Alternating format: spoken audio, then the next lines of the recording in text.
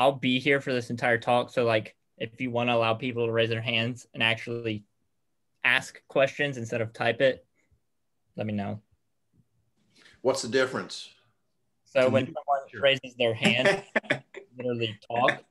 Like, so you remember that when you and Chris did y'all's podcast, how I think it was Chris that I kind of let chime in.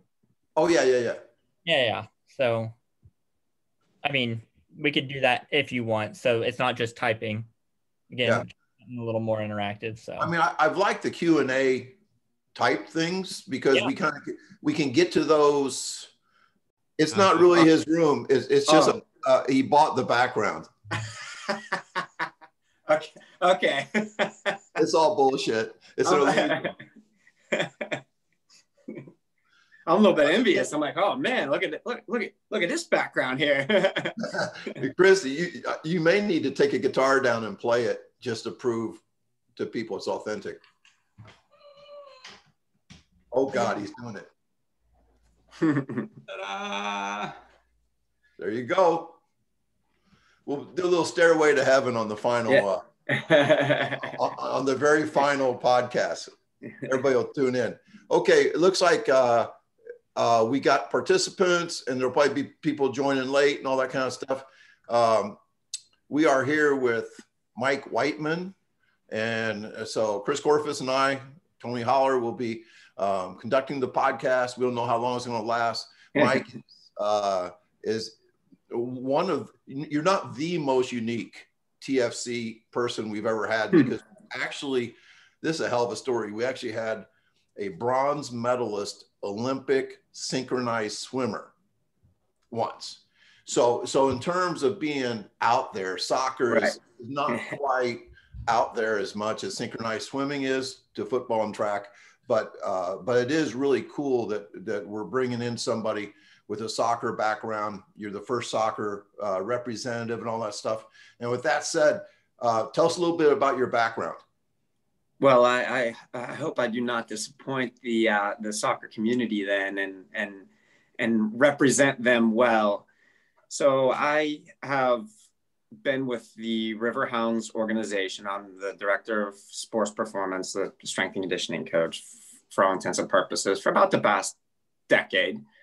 And it's a really unique structure because I work from the youth academy all the way up to the pro team. So as you can imagine, it's quite the continuum of abilities, talents, motor skills.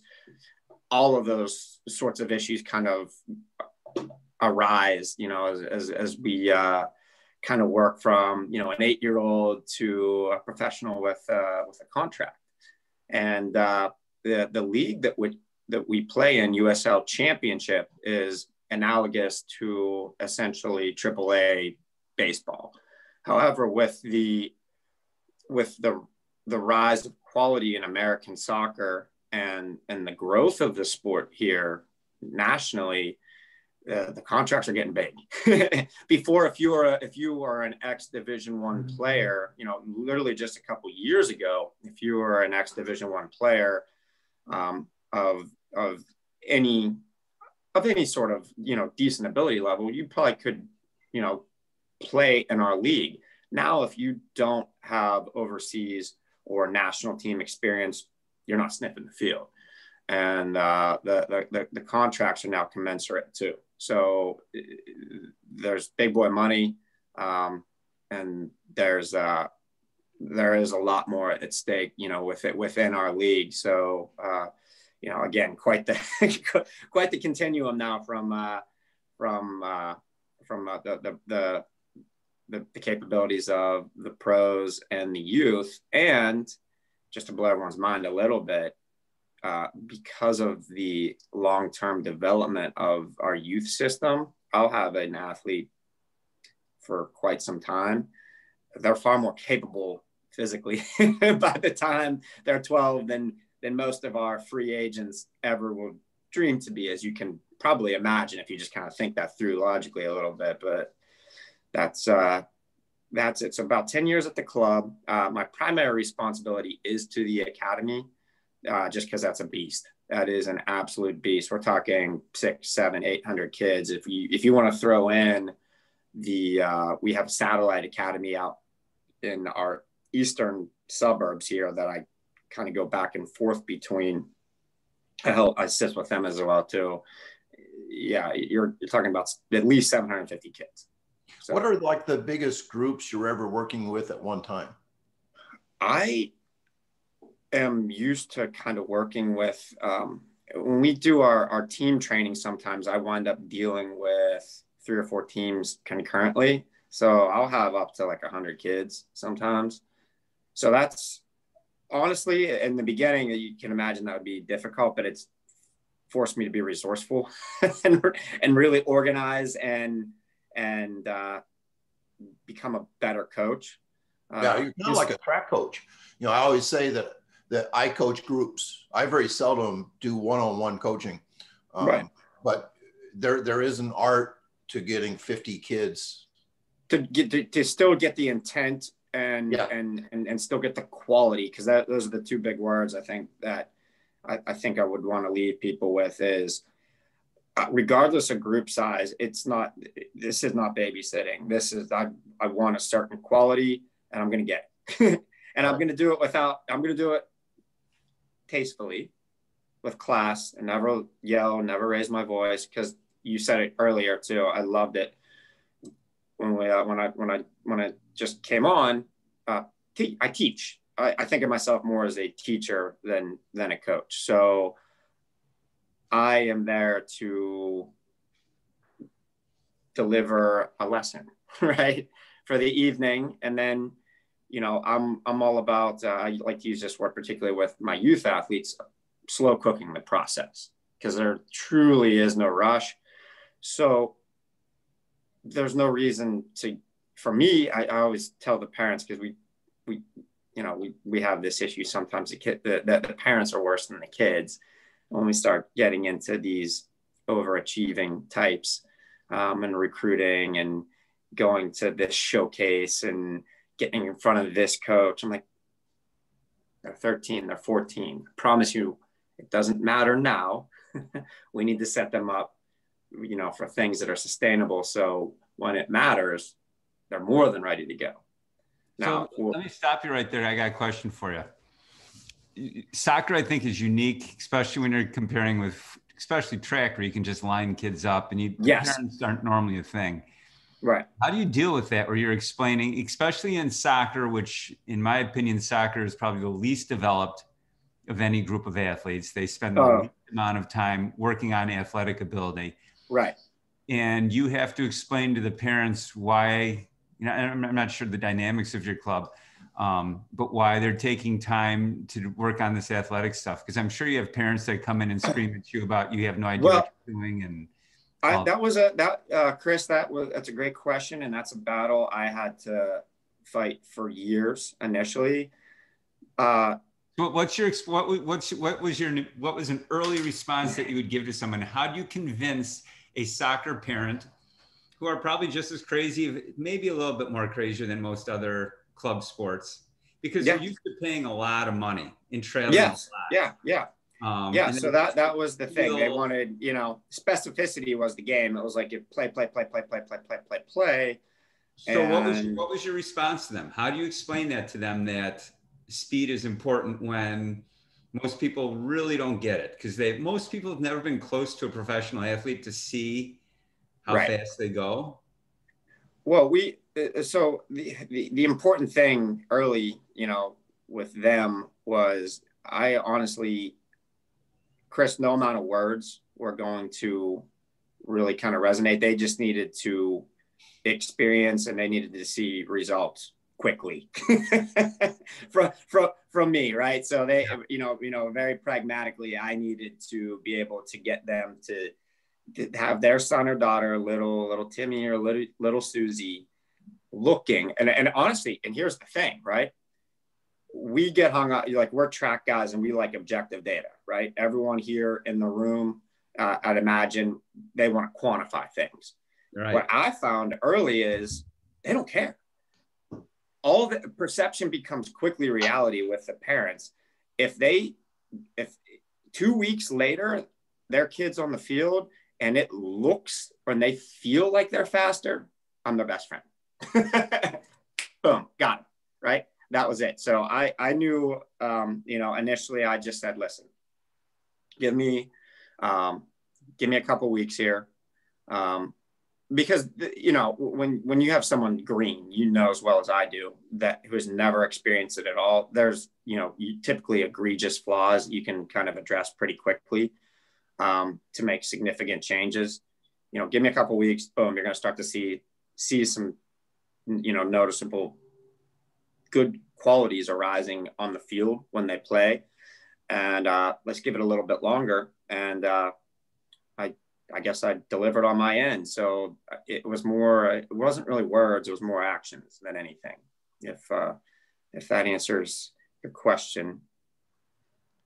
And how do you sell it to your kids? Because soccer players don't normally think I really need to work on my speed. No, you know, it was easier on the kids. And in the beginning, it was easy on the kids because it was different.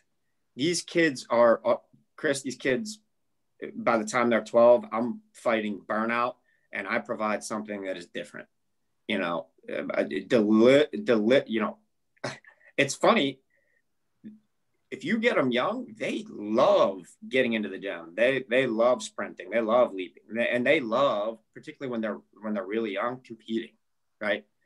And they like competing in anything, foot races, times, measured jumps, you know, like broad jump, like, hey, if I put down a measuring tape, people lose their mind. That was it. I had no problem convincing the kids. That was easy. All right, you want to get stronger? I bet, yeah, we're going to do this. We're going to back squat X amount of weight. Next week, right? Just simple progressive overload. Hey, you're slightly more adapted. Can we do a little more? Right? Like, it's that simple. It's just like the competitive nature of these young kids.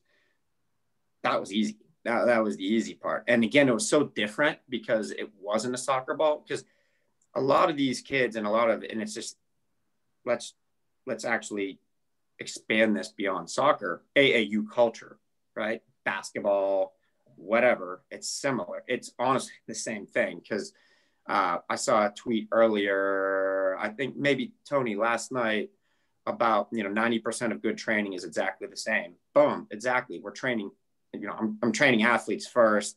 You know, there's maybe like a little bit of 10, like there is limited difference when we start talking about maybe like, you know, trying to capitalize on different like energy systems a little bit with the athletes. And then for my older ones who are getting ready to either go to college, in college, or the pros, maybe a little bit of like joint angle, velocity, specificity, but that's it. Everything else is the same. You know, you're sprinting, you're leaping, you're jumping, and we're going to, you know, stick to the meat and potatoes, so to speak. But the kids, you know, honestly, they just it's refreshing for them. And I get that. I get that comment all the time now, still from parents, that they just love it because it's different. It gets them off the ball. They're on the ball 7 days a week. They're training, they're practicing, they're traveling, and just different. was a breath of fresh air for them. Now I would think as I watch your, I probably spent over 3 hours with your presentation today, so and taking notes, and I kept thinking to myself, if there was ever a Feed the Cats type of program for soccer, it would be what you do. I mean, because you seem to be the antithesis, right, of traditional soccer training, and could you describe what a traditional training system would look like compared to yours? Yeah, so it is in my experience that when we're looking at what you would consider traditional, you're going to look at a lot of, you know, distance type work. When you start talking about, you know, developing soccer on other programs, you're going to think fitness. The first thing that leaps into mind is fitness. And that's going to be addressed kind of in my estimation, the wrong way. That they're going to be doing a lot of slow, steady state type cardio. You know, I think some have now, I don't want to say evolved, because I think evolve kind of connotes that it's like making a good progress. So you'll see like a lot of eclectic, like I'll say like eclectic junk circuits that have no real, but then they'll be like, oh, well, we're not exacerbating overuse by having them run. Okay, but still, what are you accomplishing? Like what is the purpose of your CrossFit-esque circuit? Right. Yeah. You know what I mean? Like, please give me the insight. I mean, that's all I care. Like there's more than one way to go about doing this, but you know, just give me a reason. Like, it's like, it appears that there aren't any reasons, and they're, you know, just doing random stuff. And okay, yeah, it's great. So you're preserving them from overuse, but you know, it's fitness and it's cardio, it's all aerobic based, right? Which is, admittedly, if you look at energy system, you know, requirements, a lot of walking, a lot of jogging. If you look at how the game breaks down, so you need a robust aerobic base, and essentially anything does that. And good technical training, like the training that the coaches do, that should encapsulate most of that. So I don't need to beat a dead horse when they're with me. That, you know, most training, they're going to have them again do this steady state, maybe some circuiting if they're slightly more progressive than most, if we want to say that. And I'm the opposite. I focus on raising the ceiling, pure max outputs. So maximal sprinting, maximal leaping, and heavy, high intensity, low volume lifts, explosive, and again, keep raising the ceiling. I did a soccer podcast with Joel Reinhardt, S&C guy at UMass. Mm-hmm. And they had some real interesting catapult statistics, and they wanted my take on it. And one of them is the fact that 99% of a soccer match is done at 50% of max speed or less. Right. 99%. Mm-hmm. Yep. Which would mean that's 99% aerobic. And another fact was that they're going to cover 9 miles in a college soccer game. And the third thing is most people will not approach their max speed even in their 1% where they go. No, right. Because it's acceleration. Yeah, right. And so they asked me, somebody that knows nothing about soccer, what should we be training? And my answer was, describe the best soccer player on the team. What are the qualities that best soccer player has? And they said, explosive, fast. You know, they described all the things that soccer is not. Right. And so my point being, it would be intuitive for a soccer trainer to say, we are going to train like a cross-country team. Yeah. And we're going to do a lot of accelerations. Right. So how would you answer that conundrum? Yeah. So the problem with that is you're leaving out exposure to the most potent athletic thing that we can do for anyone, and that's achieving maximum velocity, right?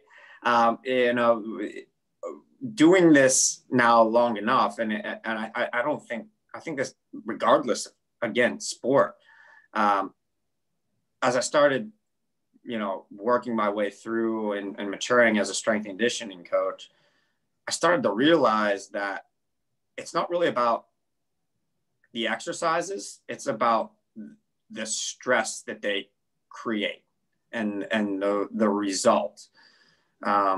So exercises are merely just means to an end. And that most beautiful end is achieved through becoming a better sprinter, right? And achieving max velocity. So, and that's the other thing I love about, you know, having my athletes, you know, becoming as proficient as a soccer player can. You know, they're never going to be typically a full track athlete. Although I've been surprised with the development of some of my young ones, particularly because I am such a stickler. I will say this about myself, about positions and the quality at which they achieve. You know, we can get into that maybe a little bit later, but max velocity retrofits backwards so well, right? You're not going to achieve higher velocities unless you're accelerating more efficiently, period. So when you start to realize, you know, I have limited time with them.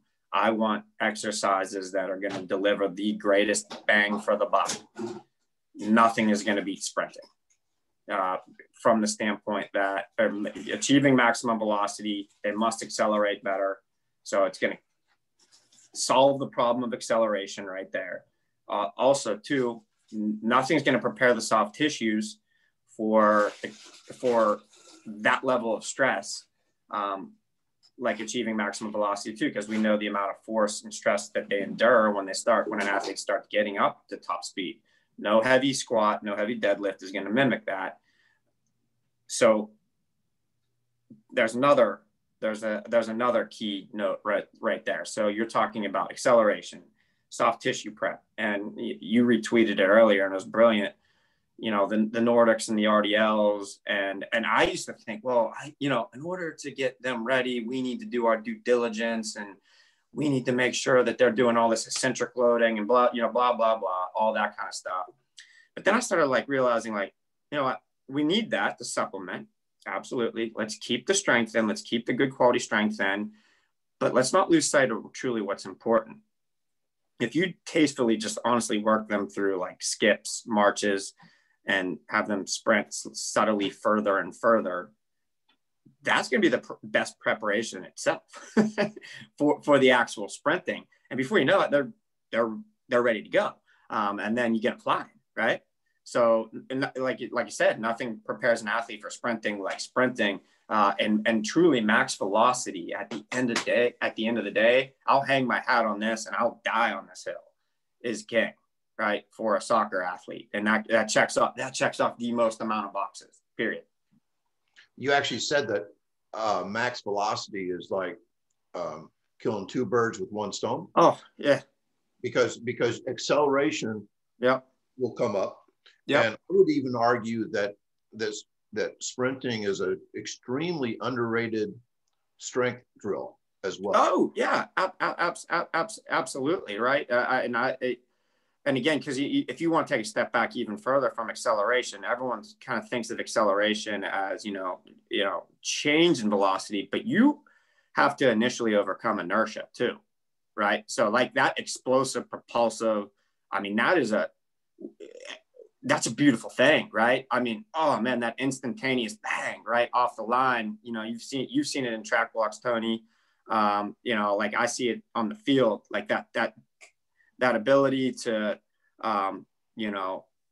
overcome that static quality fast is a tough thing to really develop. And that's where, again, retrofitting everything backwards, it has to improve.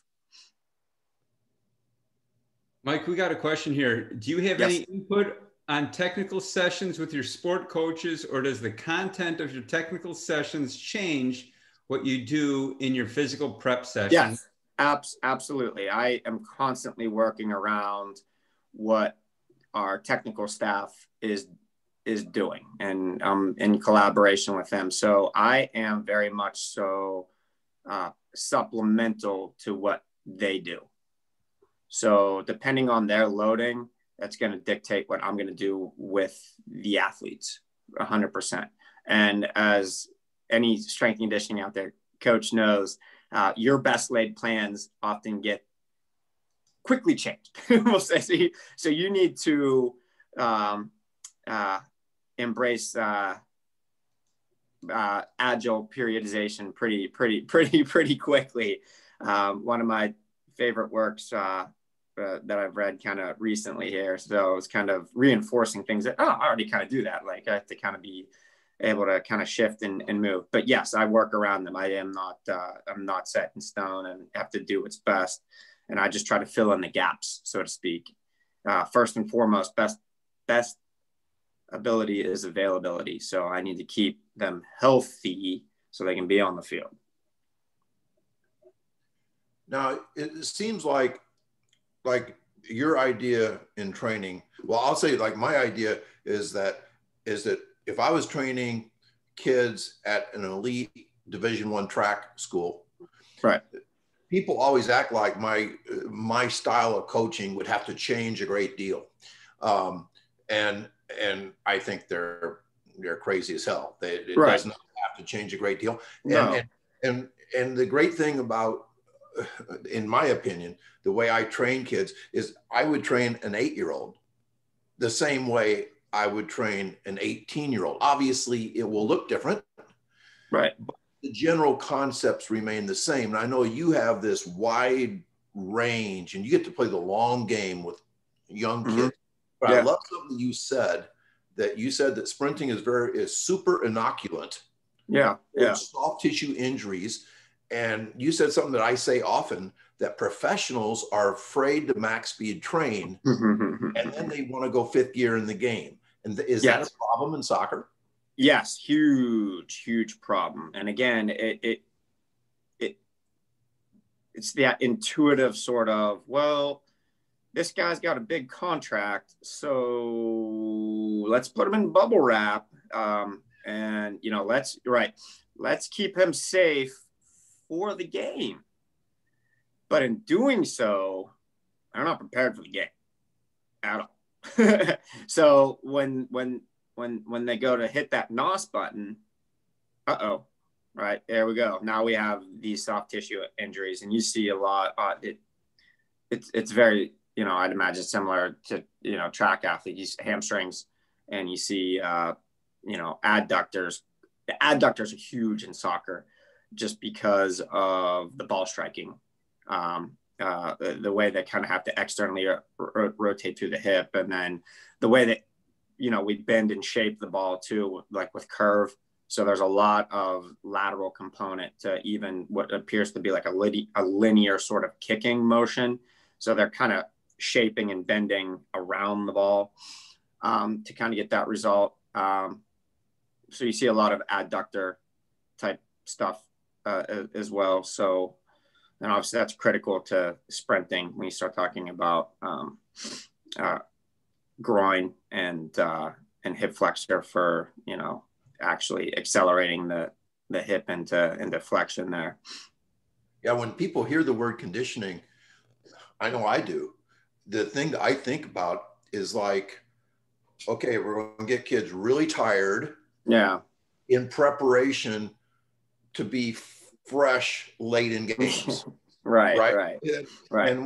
And maybe we should start thinking of conditioning as being prepared to do the extreme things they have to do in a game, which may have nothing to do with fatigue at all. Right. It may have something to do with sprinting or explosive play. Right.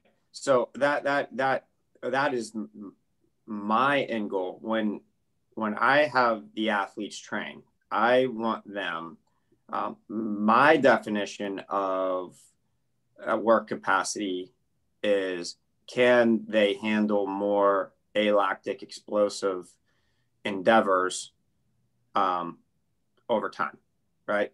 So, and you'll see that, and it's funny because you don't realize it, because some of my athletes never, even when they're in season, they're super diligent about their maintenance work. So they never really fall off. But sometimes you have athletes that, you know, like that still participate. The best example is I won't see him for a couple months, high school age.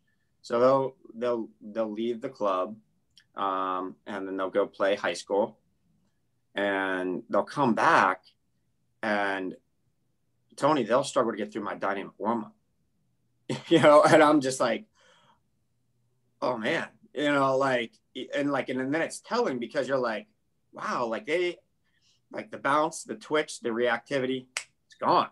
And then you start to realize, like, okay, we need to, again, we have these alactic efforts on top of a broad aerobic base. We need to really build up your resilience to be able to withstand these alactic efforts, right? And we need to be able to do more and more and more and more of those. And the aerobic base is necessary just to reduce the recovery times between them. That's, I think a common misconception out there is that it allows you to do necessarily longer bouts. It's not, it's actually just reducing the recovery time in between them. So allowing you to do more and more, you know, explosive things in a shorter time frame, we'll say. But that's what happens. And it's just kind of, it's actually not really launching a rocket for, you know, for NASA. It's like, all right, if you expose them to this and make sure that, and you've said it before too, I like this part with the way you've described it. Never let today ruin tomorrow, right? If you approach every session with that mindset and you just get good quality, well, I promise you, just because of the resilience of the human body, right? And our ability to adapt, because that's what we do, we'll adapt and overcome. If you approach with that mindset and you give them 2 days and you come back and they see you again, they'll be able to handle another rep. They'll be able to handle another, like, it'll just organically happen. And that's just kind of having honestly, it's a little bit of common sense, right? And then before you know it, you start, again, not falling prisoner to the moment, you know, and you see to some, like, and I was maybe a little bit at fault for this when I was young, because I am so gung-ho about chasing these max outputs, like squat PR, fly 10, whoa, 30, oh man, they're close. Can we get another rep? And now it's like, I've matured to the point where, like, no, we're good. we're good. We'll save that for the field where it matters. And I started chasing numbers as well too. But if you truly never let today ruin tomorrow, and you just have a little bit of class about what you're trying to do, and then realize too that, again, you're not the show. Like, I'm not the show. I'm here to get them ready to play, but I want them to be overly prepared. And like you said, it's, you know, God bless them. I hope they can walk around and jog around on the field. I don't need to worry about that. I need to worry about when they're, you know, putting their foot in the ground and, you know, they're going to change direction aggressively, or they're going to step on the gas and they're going to rip off that 30-yard game-changing run. Make sure they're ready for that, right? Not, you know, the other, the sub-maximal stuff is, I think they're, for the most part, safe. And again, we know, with multiple birds, one stone sort of mantra there, if they're ready, you know, if they're ready to deal with the force and stress at that high end, then, you know, the majority of that low end, which comprises, like, most of the game, are fine. They're going to be okay. Life's easier. Chris, this discussion kind of reminds me of the talks that we've had about cross country, where these cross country coaches want to argue against speed training on a regular basis, because they say that cross country is 98% aerobic, and that's where our practice should be. And do you want to touch on that for a minute? Yeah, I think it's the same argument with soccer, that, oh, great, that's at 98%, but when it comes down to it, like at the end of a cross country race or a breakaway in soccer, even though you're dribbling the ball, you still have to have that burst. You're creating that ceiling that you can get there. If you never train at that intensity, you're never going to get it in a game. And the more you increase that ceiling, the easier it's going to be to get there. And the more you can do, the easier it's going to be to run around for 90 minutes or however long you're playing for in any of your races or any of the aerobic things. So it's the same argument. And I think people just get stuck on it because they don't know how to train speed. And so it's much easier to just have a team that's in really good shape. And then you can say, well, the speed's born, that's what we know and all that. And I think every coach fears having a team that someone may claim that they're not in shape, because that's one thing you can control as a coach. But again, their idea of what in shape isn't really what it should be. Right. I think it's funny. And I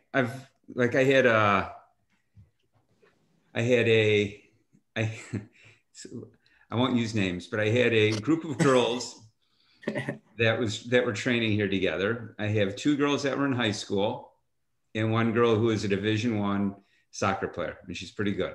I won't say where she goes to school or anything like that. And it was her first time coming back. Her first time she's trained with you. I trained her brother. Her dad said, can she show up? She needs some work, blah, blah, blah, blah. And I said, sure, she can come. So the 2 girls that I had here beforehand, I've trained for a while. They're pretty studly. And so we went through. I think I know it, Chris. I think I know where this is headed. The 2 girls, sophomores in high school. We did some vertical jump stuff.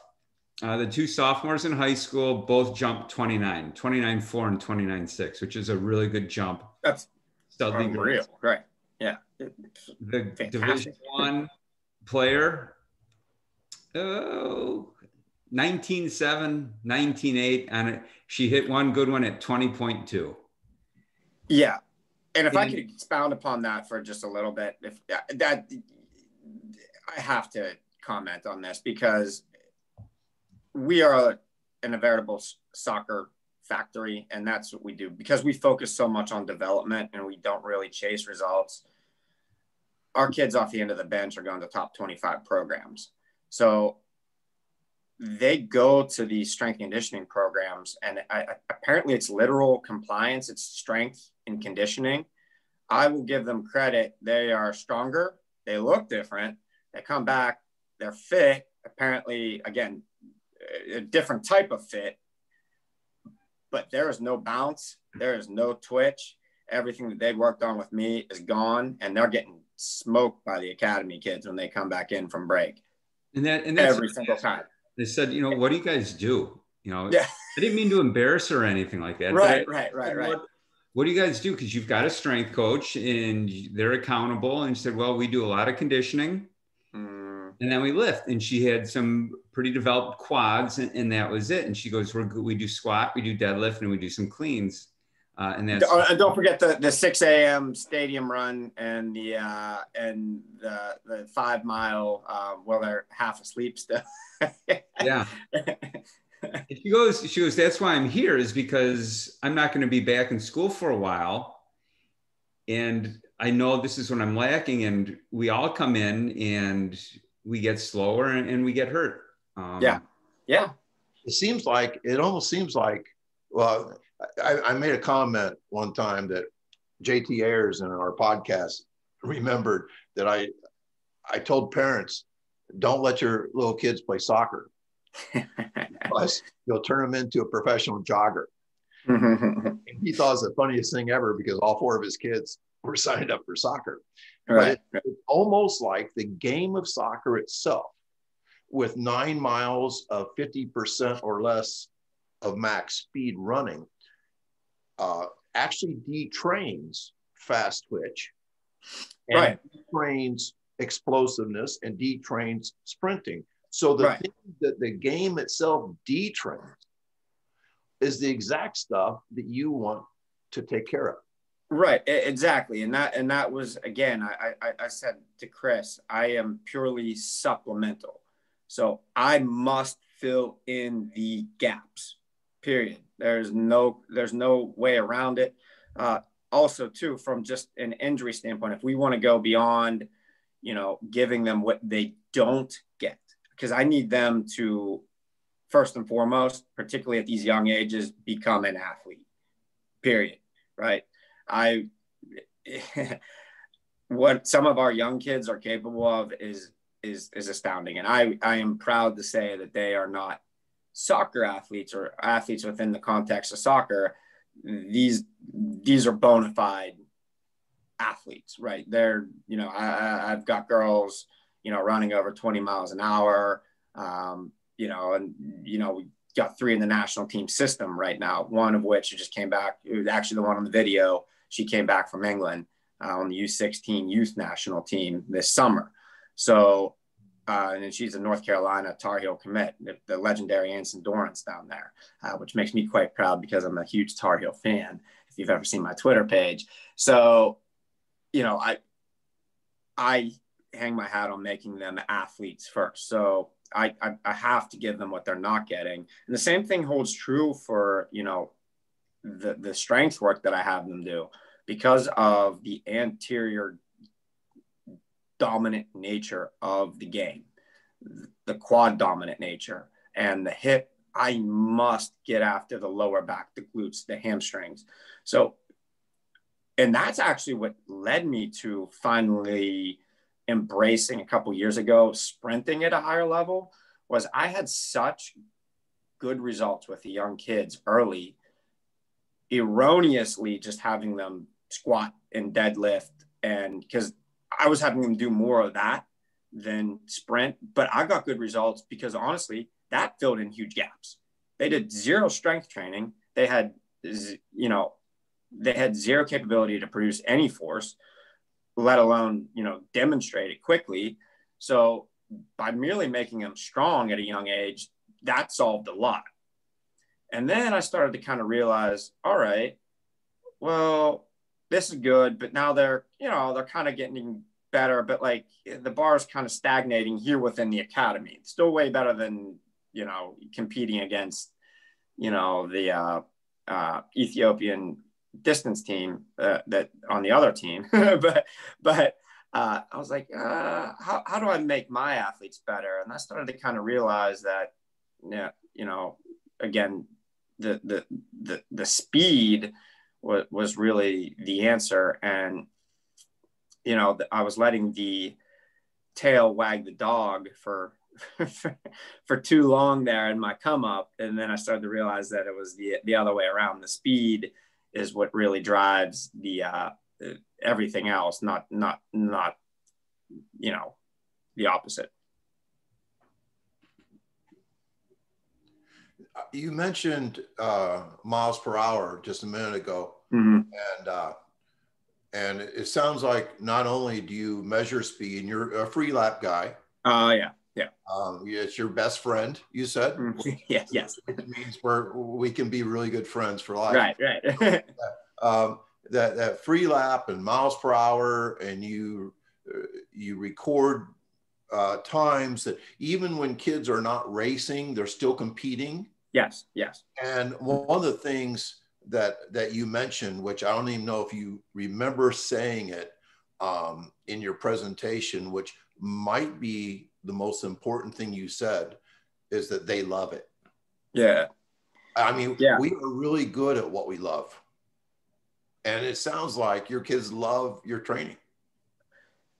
Yeah. So, and that kind of harkens back to, my initial answer, I think, to Chris, when, how do you sell a kid?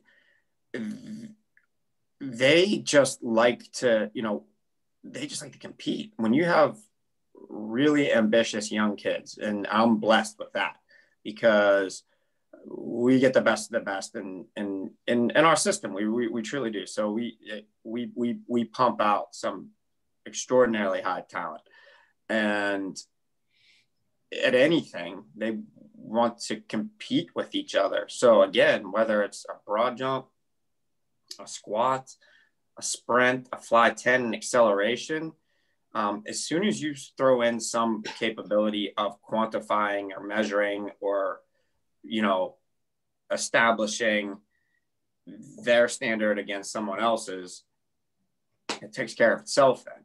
So they're ready to rock and roll. And two, I'm going to say this because of the nature of soccer itself.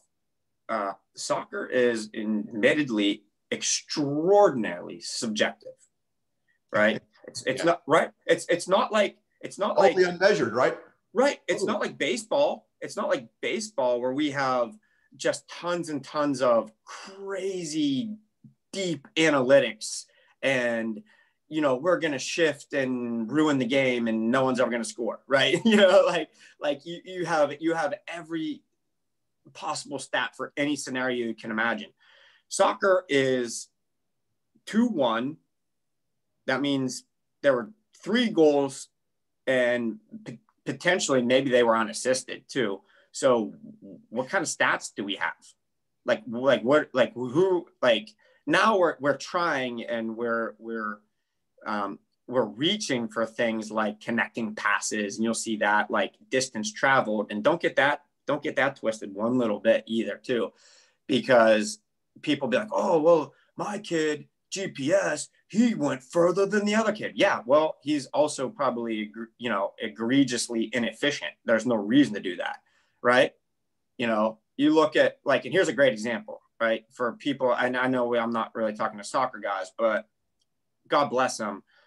Tony Bradley and Michael Bradley, he patrolled the center midfield, and he was known. He actually went and played over in Europe for AS Roma and in the Italian Serie A, and he was starting center midfielder for the U.S. men's national team for years.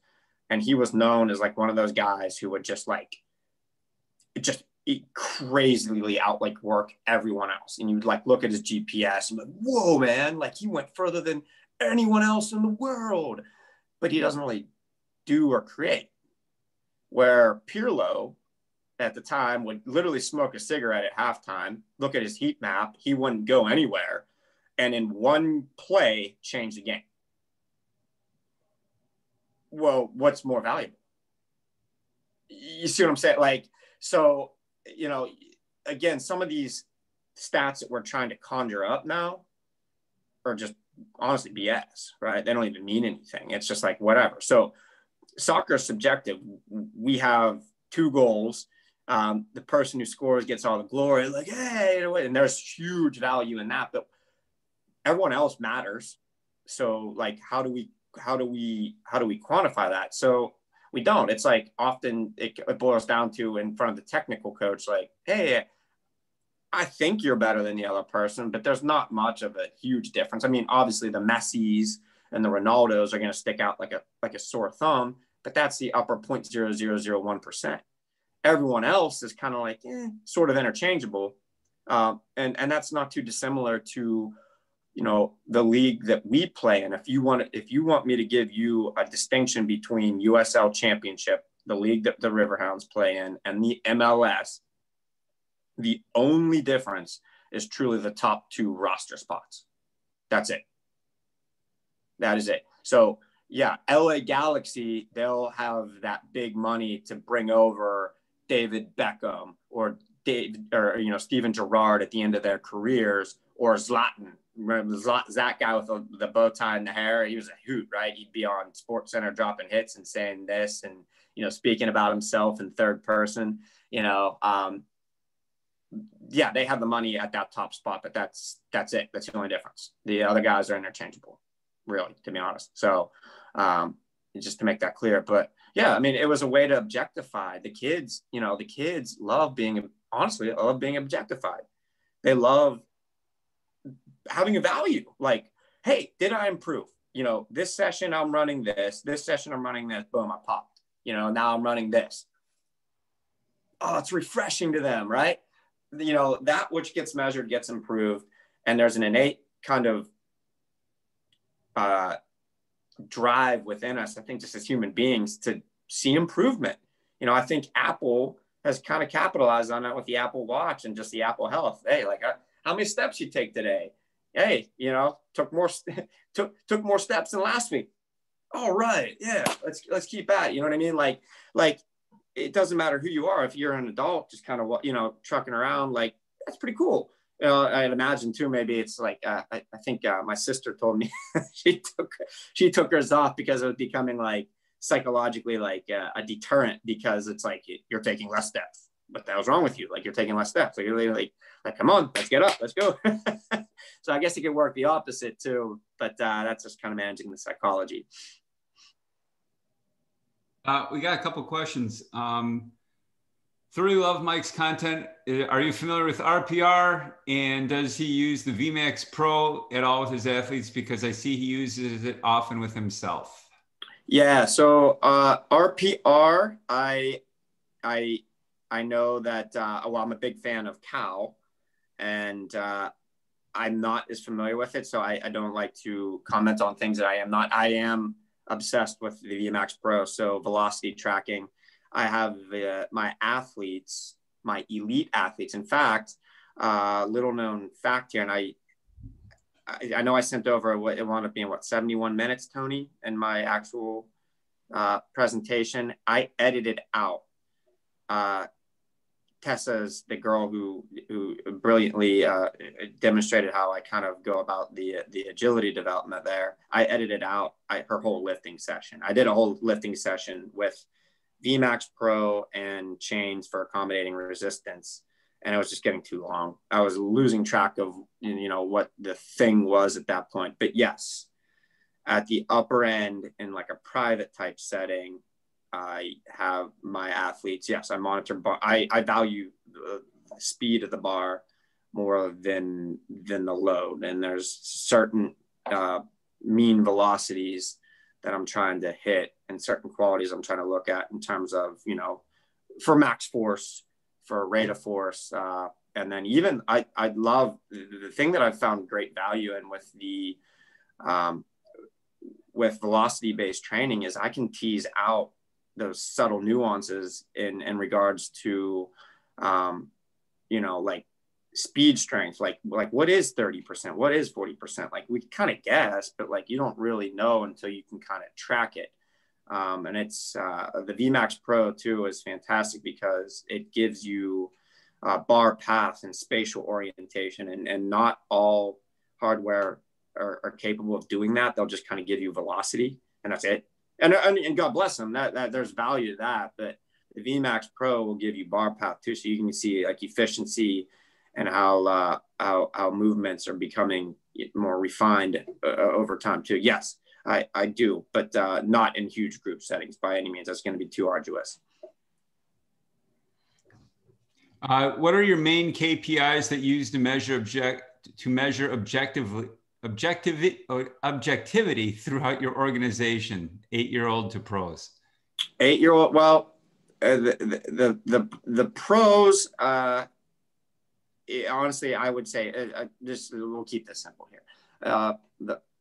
The fly 10, the 30-yard acceleration, 30-yard acceleration, broad jump, vertical jump, and am I missing anything here? No, that's it. Those are kind of the big ones. So is there anything in the weight room that's a KPI? You know, like one of the things I love to ask Chris, and he's so good at this, like what things are the really good guys good at? Right. Anything in the weight room? Because usually I struggle with that question. Yeah. I used to value it a lot more. Right now, I see if you can like trap bar deadlift close to about triple your body weight, and if you can back squat close to double your body weight, you're going to be able to do pretty much just about anything I'm going to ask of you in regards to sprint. Like it just, and that's a very broad blanket, but I've never met anyone. And that's, okay. In that regard then too, if you can, as a guy, do 10 strict chin-ups, strict, not this kipping garbage.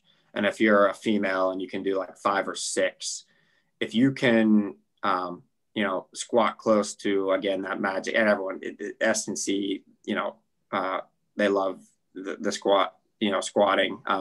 If you can squat double body weight, if you can pull trap bar close to triple body weight, and if you relative strength, you know, regards to relative strength, if you can, you know, do 10 strict, you know, chins as a guy. I also like, the other one I really like is I've let pistol squats evolve into skater squats. If you can, you know, really do 10 strict good ones where your knee almost kisses the ground and you're in complete control, keep tension on your back and everything on both legs, that's enough relative and absolute strength for me. Then you're good. This might be a dumb question, but what is a skater squat? Oh, I'm sorry. It's a skater squat is, if you think of like essentially just a single leg squat, the pistol variation is like the legs forward. Think of CrossFit. Yeah. It's just where your swing leg goes. Right. Yeah, exactly. It's like, for me though, it was like some kids can do it, some kids can't because of, you know, structural limitations and ankle, knee. I'm like, if you can do just a really good single leg squat, like full range of motion, I don't care. Yeah. Wherever, like you said, Chris, like, I don't care where your swing leg goes, then you're good. That's it. So I needed like a basic understanding of what you're capable of in terms of relative strength and then absolute strength.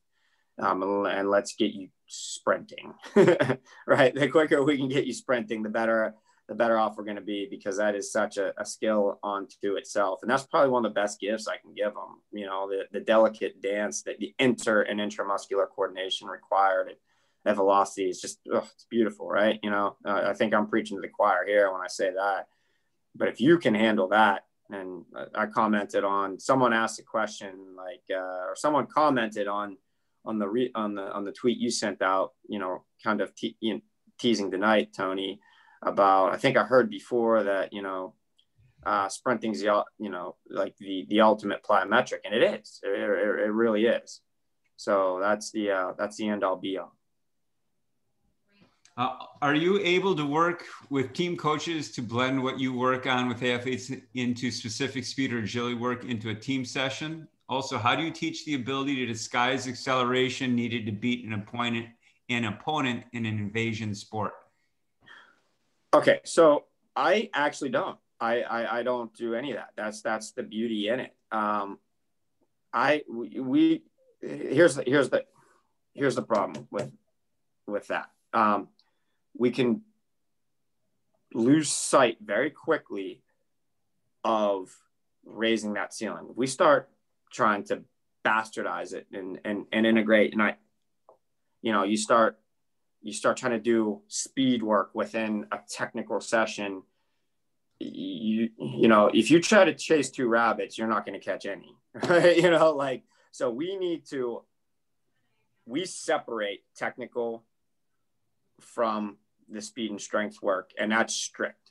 So all I am doing is I am going to make them a better athlete, and that is going to benefit them and leave them more resilient to injury and able to perform at a higher level when they go back into the technical coach. The technical coach then is going to be responsible for, or, you know, whatever tactical sort of acumen they may have, because it's sometimes how you can read the game as well too. And we know that you can have a guy who's a 4-4 guy, and you know that he can't, like, he just doesn't click quick enough. And you have the intuitive guy who's 4-7, right? Who's like, he always seems to be in the right spot at the right time. He appears to be faster, but, you know, you actually, you know, with combine data, he's like, you're not, you know. You can't coach that necessarily, but yeah, it's up to the technical coach to get them moving with newfound, you know, explosive capabilities at a higher level. They use that however they want. I'm giving them tools in the toolbox. You go use it. If we start trying to blend and get cute, it ain't going to work out. That's experience too. That's not me taking a stab in the dark. I'm telling you, you don't want, and I see all these like busy drills sometimes where you got athletes, you know, like like these Spark commercials where they got like bands on and they're like trying to sprint and they're kicking a ball, and then they like run around a cone and they kick a ball, and then they're like standing there doing speed work in between. No, you're not. You're not recovering enough. You're not focusing. You're not driving enough intent. And likewise with the actual technical work you're doing on the ball, it's like this somewhere in between. Have you raised the ceiling on your technical capacity, and have you raised the ceiling on your speed and your maximum output capacity? And the answer to both those questions is no. Keep it separate. I would strongly push back against any of that. And I don't worry about trying to disguise. That's innate within them. They're going to have to. That's the Messi and the Ronaldo. They're going to have to figure that out on their own. But they do that by maintaining the appropriate separation, right? They have to. This is 100% true. Again, you can't put two and you can't blend them. You gotta keep them separate. So they have to work on that skill on their own. And that's, again, why there's so much value in the sprinting. We'll go back to the beginning, because I need to get them, and I said it in my presentation, I need to get them ready as quick as possible. And I need to have exercises prepared, stressors prepared that deliver the biggest bang for the buck, so they can go practice being able to disguise. And that's going to look different for everyone, because, you know, people are built differently. People look differently. People move differently. So what may be effective for one is not going to be effective for another, just because maybe how they're built, you know, like, so all these, there's so many different confounding variables. Work on each one separately, get better at each individual one. I wanted to mention, going back to your quantified approach to speed and strength training. There's a book written by Jeff Hayden called The Motivation Myth. And it's a great book, but really it could have been done in 2 pages.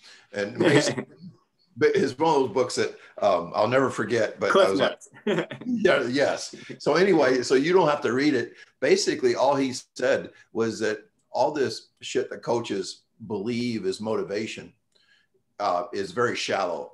That we all think that motivation is a motivating talk by a coach. And that gets, you know, that we are constantly providing motivation for kids.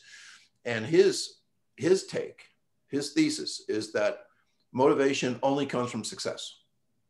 That as a coach, what we have to do is put kids in a position to be successful and show them that success.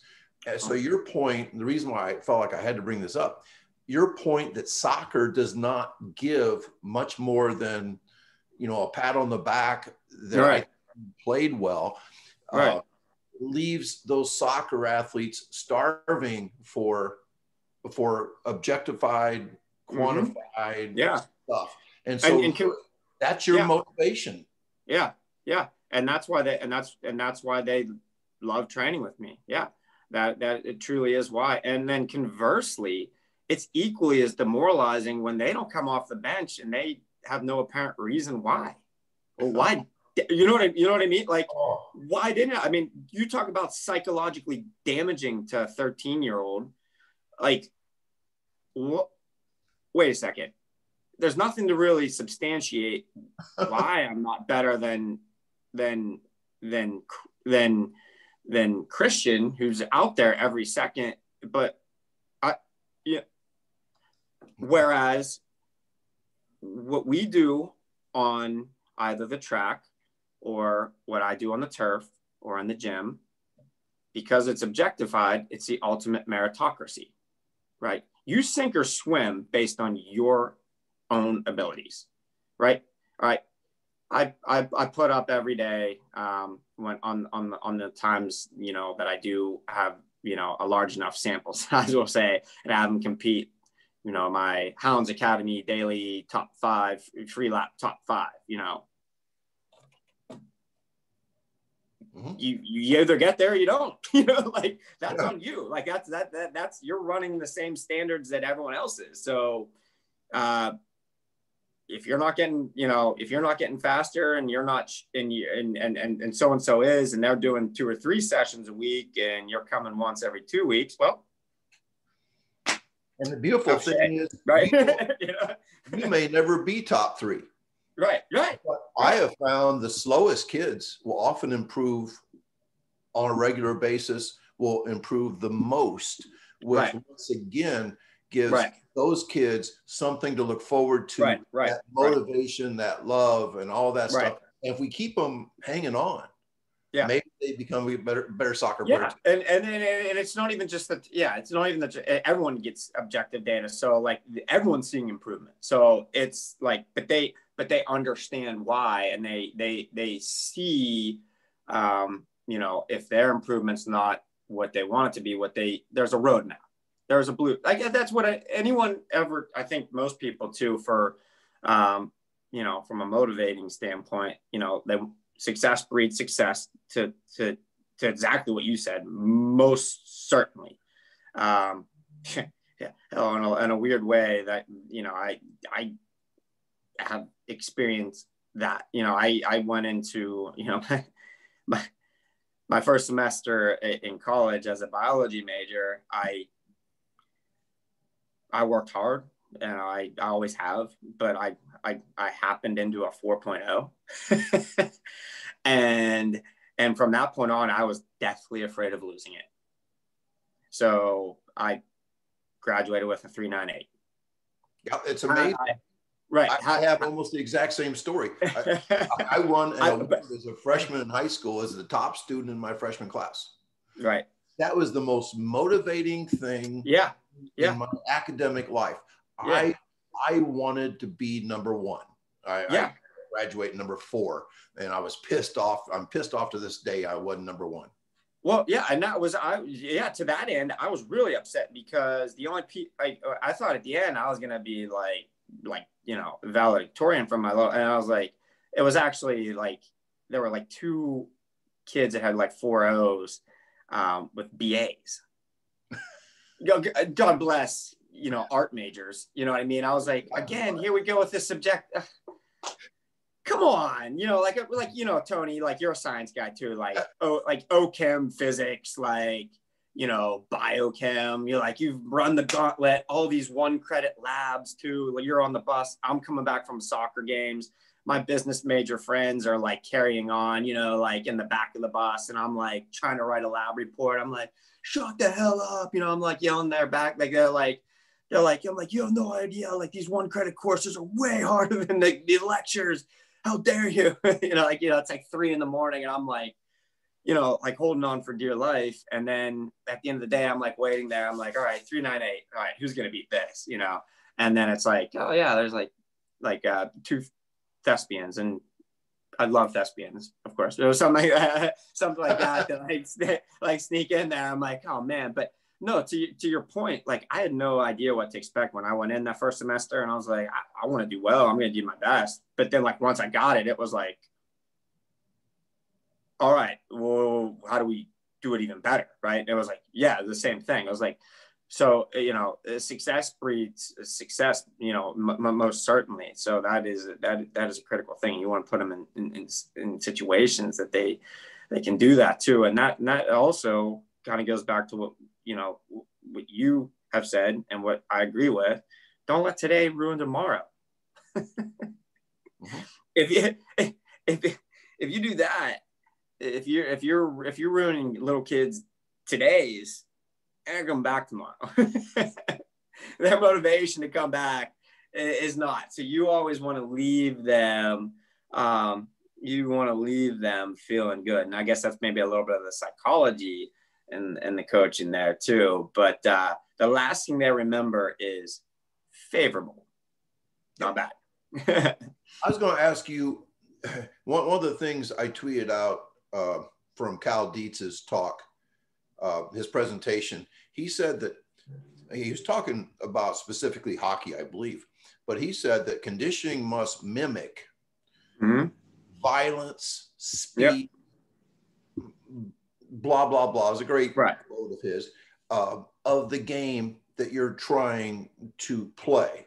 Yeah. And it was interesting. You got, you know, like, oh, it's the most awesome, you know, Cal's the greatest and everything. Yeah. Yeah. I mean, but like for me, because I read his triphasic, and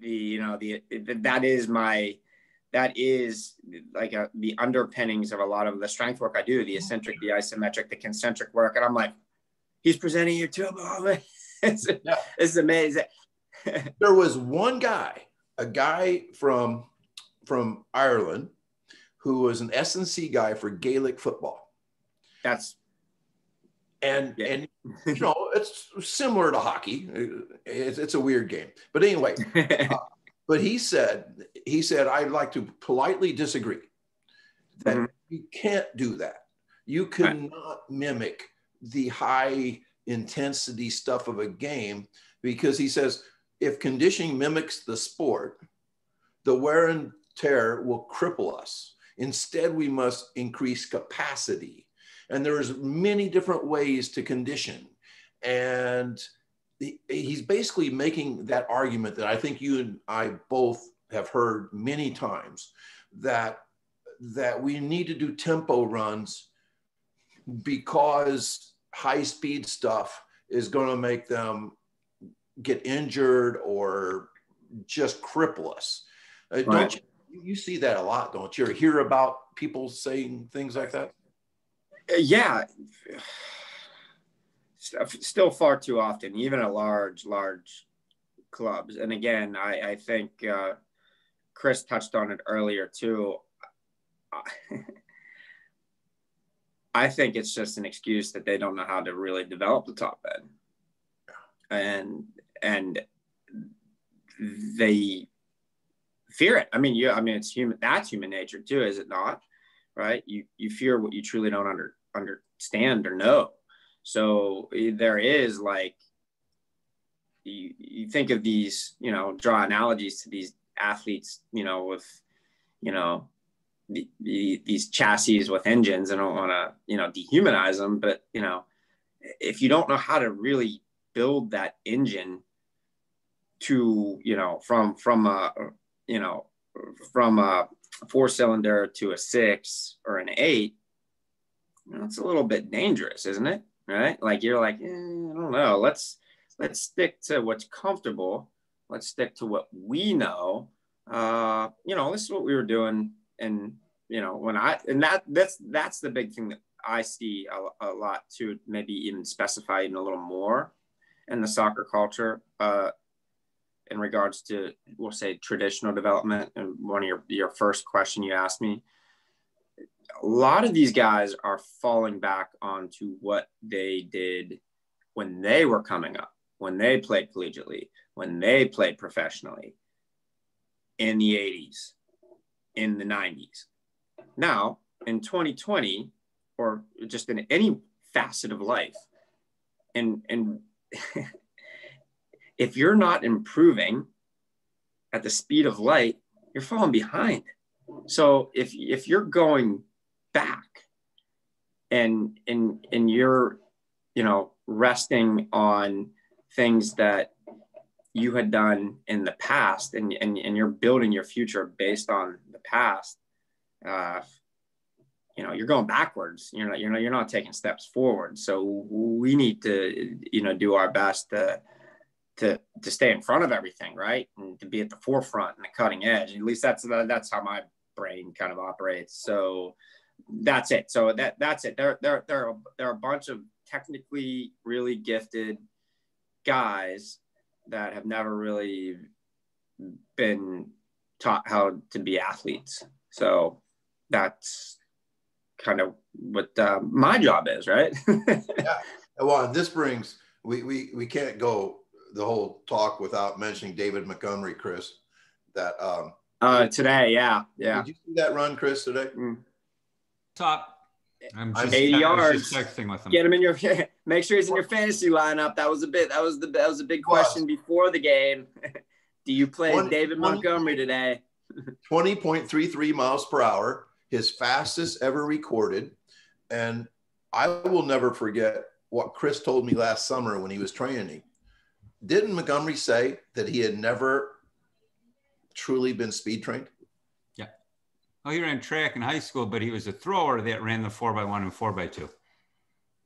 And a lot of people assume that if you're on a track team, that you are sprint trained.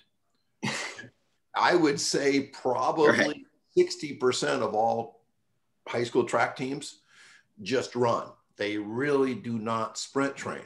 And so this is not just a soccer problem. I mean, running back in American football is a sprint. Yeah. Position. And I think that somebody had enough left in them that Chris Gorfus could improve him by 1.1 mile an hour in an 8-week period is just astonishing to me. So this is not just soccer. This goes everywhere. Right. And it's prevalent. I didn't realize, I always operated under the assumption that if you're a track athlete, you were flying. Like, I was just blown away. I was blown away, Tony, that, you know, when I start talking about, like I mentioned, I'm a stickler for positions and ground contacts and quality, you know, intent and, you know, and all these type of things. These athletes had never experienced that. Like, they didn't know what an A march was, an A skip. I'm like, you run the 100 meters for your school. You don't know what an A skip is? Like, what are you doing? Like, no offense to, like, but what are you doing? what do you do when you go there? Like, how do you not know these basic things? These like, you know, the basic tenets, like simple dribble progressions, like ankling and, you know, like what, like, I don't understand. They run laps. Yeah, apparently.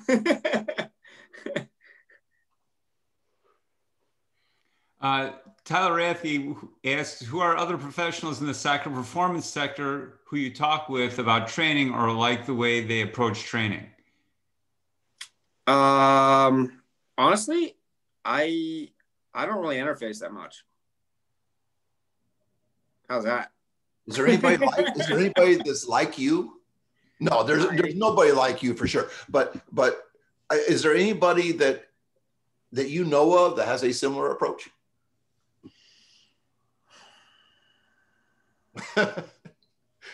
I'm racking my brain. I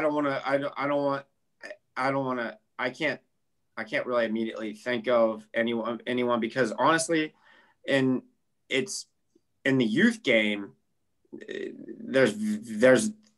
I'm essentially like a unicorn because like our club, most clubs don't even have a strength and conditioning coach or a performance coach.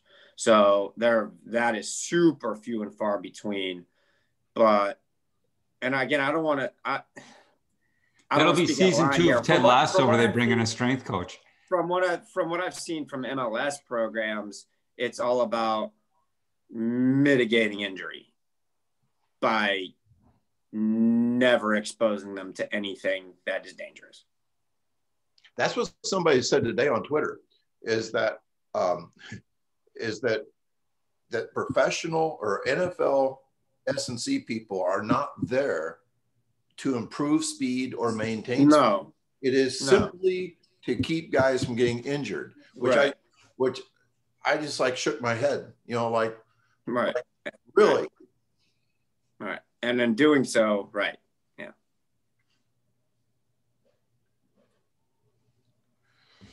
Is a soccer coach implementing speed training with his team on a real tight budget? I'm hoping to upgrade to the free lap, but don't have 2,000 by 10 plus chips. What is the minimum number of timing chips you would suggest for a 20-player squad? Honestly, any of us can answer. Yeah. I'll let you guys kind of go first. But I honestly, if you have two cones and if you have 3 or 4 chips, you make sure they get their ass back in line. You know what I mean?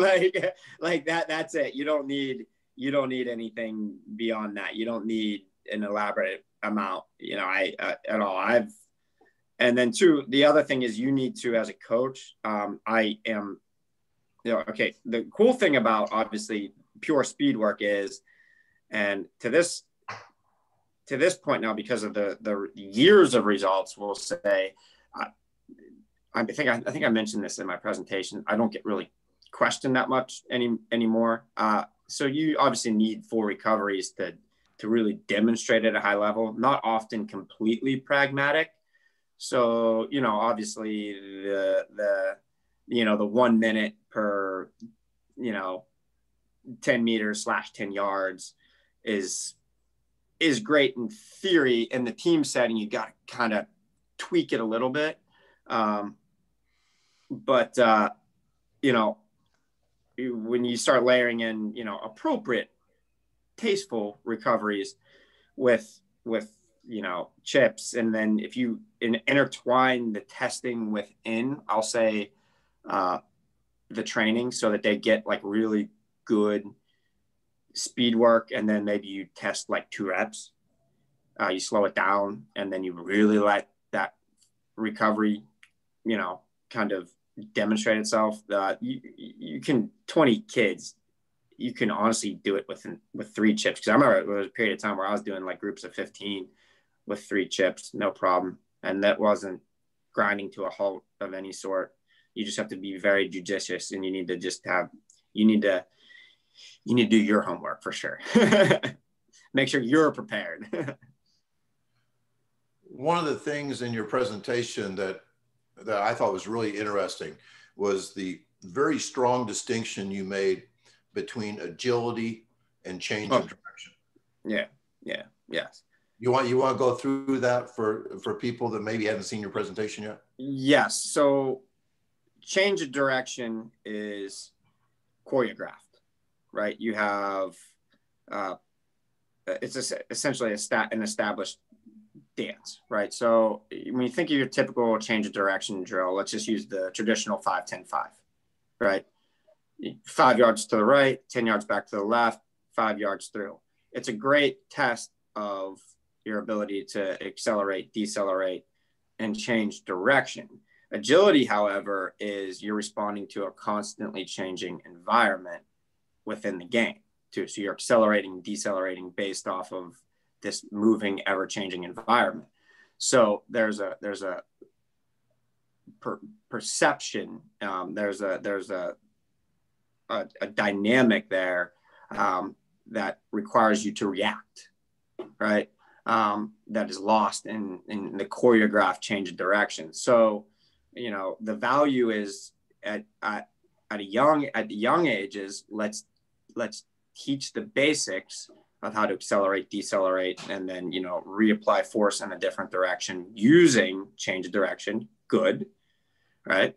And then as they mature and they get more advanced, let's start letting that naturally evolve into just more agility, right? So, and the best way to kind of go about developing agility is, and you'll see in the video for those who haven't seen it, is I have my athletes get strong in a very traditional way. They do a lot of unilateral strengthening. We do a tremendous amount of isometric and eccentric work to allow them to prepare the soft tissue. And then we do a lot of hard deceleration, so altitude landings, things of that nature, particularly on one leg. So I'm really exposing them to higher, and and again, they do nothing that they're not prepared for. So higher and higher levels of force. That's all I'm trying to, and higher degrees of stress, really, so that when they're again, dropped within the context of the game, they're ready to rock and roll. But agility versus change of directions, choreographed, and agility is you're always constantly reacting to a changing dynamic within the environment that's shifting around you. I love that. There's one other thing. The thing that impressed me, of course, what I'm doing is typically linear speed. Sure. Like we're always going north, Right. But then again, I explained that in our X Factor stuff, and the reason why I do this is pretty organic. And that is just because I learned that basketball players who came out from my track team never got injured. Right. The most durable athletes. Mm-hmm. And so what we try to do in our X Factor stuff is, yes, we do plyos and we do range of motion stuff and we do, right.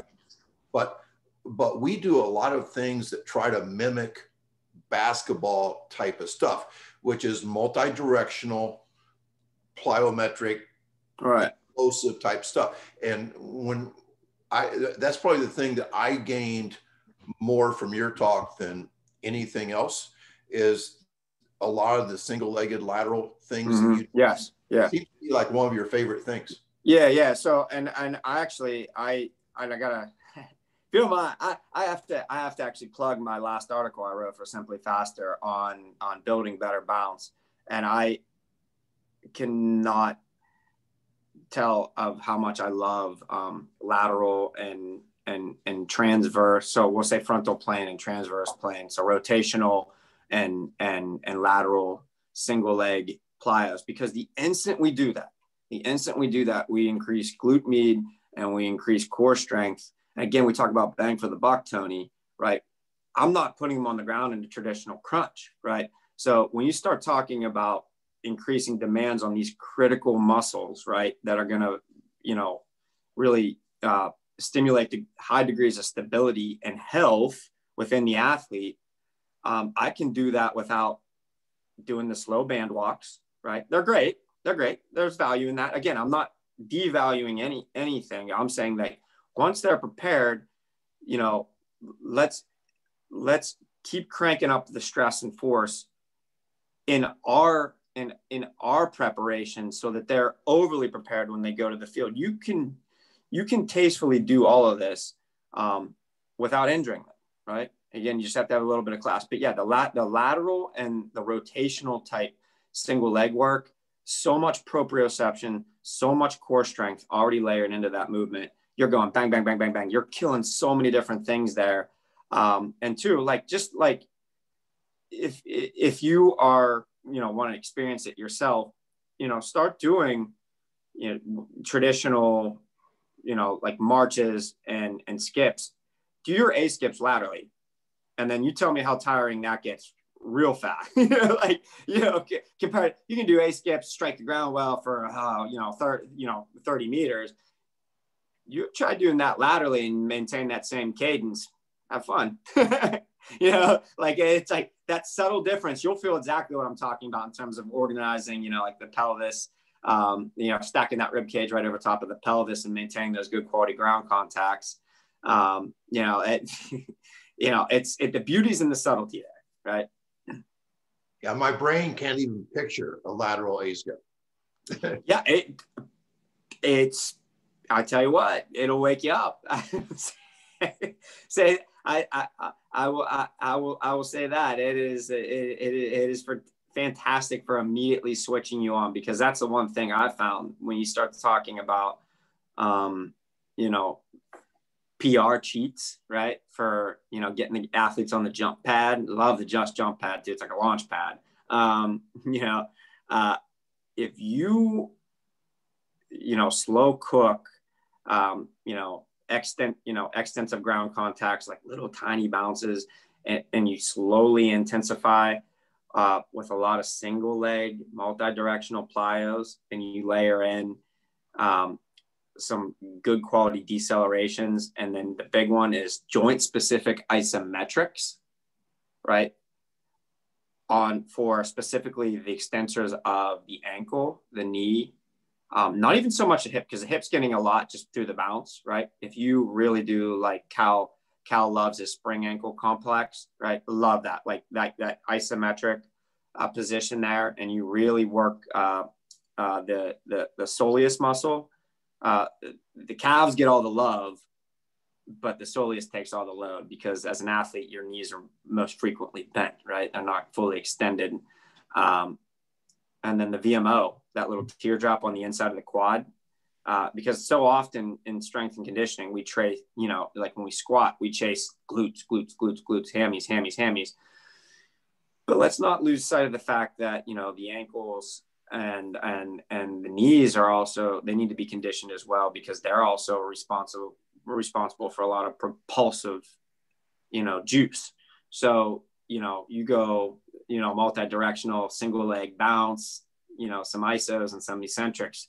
Ooh, that proprioception and that nervous system is on fire. And then you drop them back on 2 legs about 15, 20 minutes later, after you kind of slowly crank up some force, boom, PRs, vert. They're just bouncing around, you know what I mean?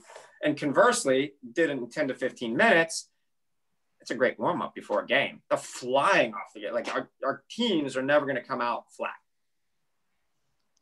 Love it. Chris, you don't know anything about that spring ankle stuff, do you? Never heard of it. Never heard of it. Forget about. This may be the last question I have written down. You love the isometric holds. Mm-hmm. And I remember you showed the one with the girl laying flat, shoulders are on a bench. Yes. One leg down, one leg up, and like glute. Single leg glute bridge, right? And how long you call that single leg glute bridge? Yes, glute bridge. And yes. How long did she hold it? I try not to, when we start talking about isometrics, I try not to go beyond about 15 seconds. There's no value in do it. Like, I love the kid, like I planned for 3 minutes. Great. Increase the intensity, right? If you are capable of demonstrating the positions that I want and creating the tension, because it's not, the thing is, you can hold a kinematic shape and not do a damn thing, right? You know what I mean? Like, you can kind of just hold that position to truly, and I tell the kids, to truly actually get what we want out of it, you need to be, pardon my French, you need to be close to damn near cramping. You're engaging every part of your musculature to that point, right?